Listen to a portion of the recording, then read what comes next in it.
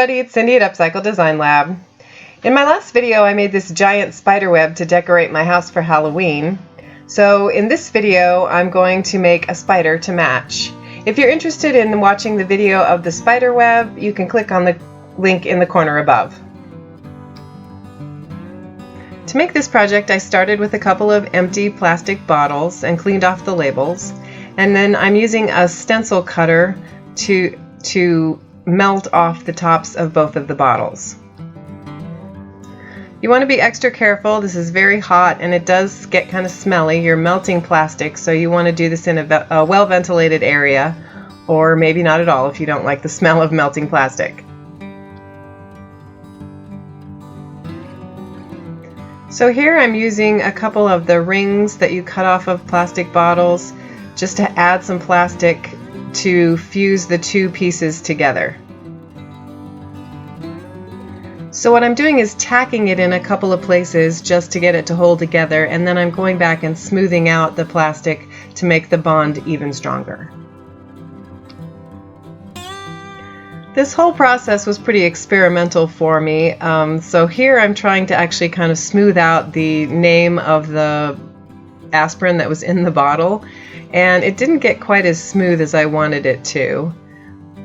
I also was trying to reshape the top of the bottle, but I accidentally ended up melting some holes all the way through the bottle. My stencil cutter came with a couple of different tips, and I'm using sort of a flat spatula shaped tip to do this work. Since I wasn't able to get the bottle smoothed out where the logo was, I decided just to go ahead and texture the whole thing with the spatula tip of my stencil cutter, and then I used a bottle cap to fill in the holes that I'd made in the top of the bottle.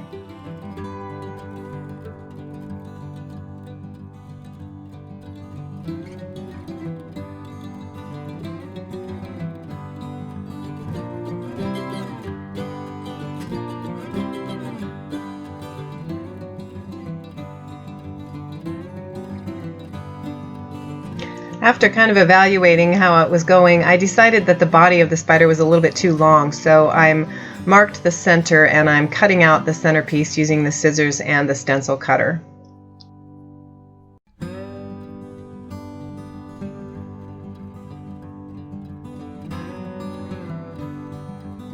And then I'm using a piece of the part that I cut out to fuse the two pieces of the bottle back together. Once again, I'm just tacking it to hold it, and then I'm going to go back and smooth it out and make the bond stronger.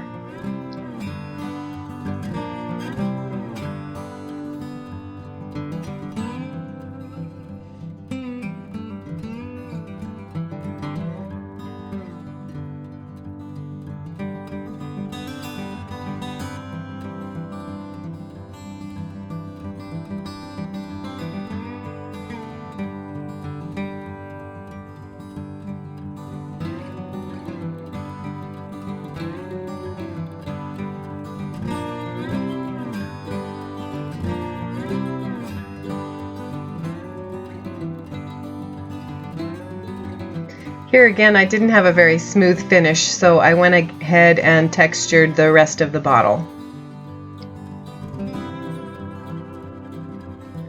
To make the legs, I used some straws cut in half, and then I tried to fuse them back together with a bend in them, which was very weak because the straws are very thin plastic. So what I did is I used some more of the plastic bottle and just kind of reinforced that joint.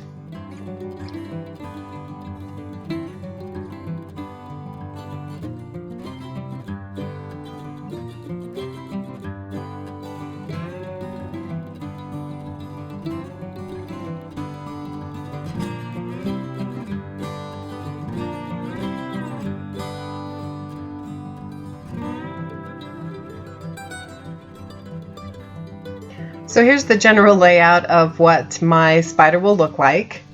And before I went ahead and attached the legs, I wanted to make sure I could hang it up, so I used my stencil cutter to melt a couple of holes in the bottom of the spider.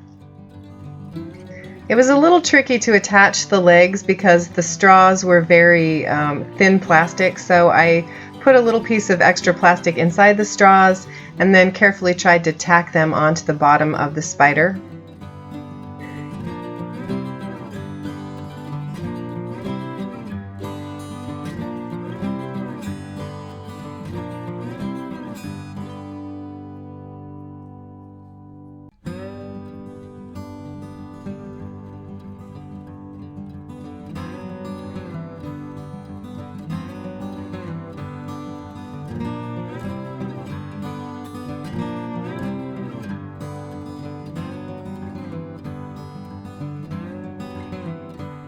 Once the legs were in place, I decided to reinforce them with another piece of the plastic bottle. So I'm just laying that on top here and carefully fusing that to the bottom of the spider.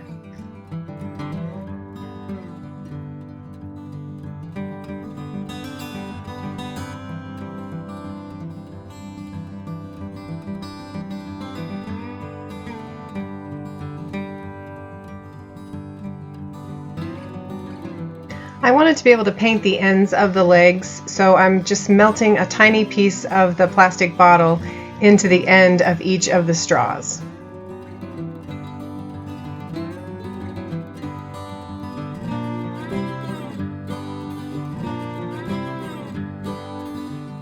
Here I'm just adding a coat of white primer paint. And once the primer paint was dry, I added the coat of black.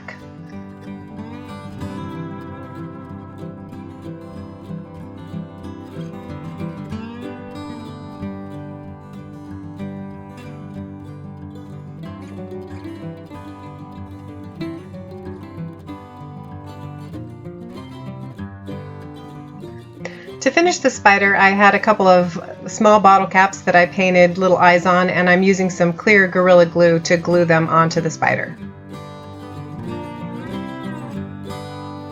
Since my spider is going to be displayed outside, I wanted to seal the paint a little bit, so the last step was to put on a coat of polyacrylic clear protective finish. Alright everybody, that's it for today's video. Thanks so much for watching. Here's my little finished spider. I think it turned out okay. I'm not sure it was worth all the effort I put into it, but it'll work. Anyway, if you like upcycling, recycling, please subscribe to this YouTube channel and also visit my website at www.upcycleddesignlab.com.